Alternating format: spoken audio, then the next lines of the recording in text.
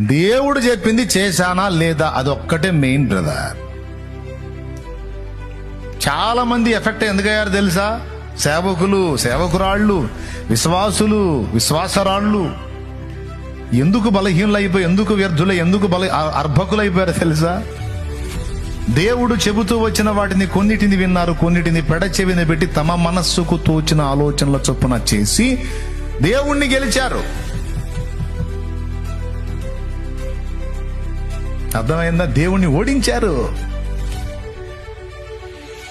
ఓడిపోయి మాడిపోయి బతుకీడుస్తున్నారు ఇప్పుడు. ఏమన్నా అర్థమైందా నాయనా నేను చెప్పింది మీకు? మీ జీవితాల్లో కూడా కొన్ని అట్లాంటి తప్పటడుగులేసి ఇప్పుడు ఓడిపోయి మాడిపోయి కూర్చున్నారు కదా. ఇప్పుడు ఏమంటున్నాడు? ఇక నిరీక్షణ లేదంటున్నాడా?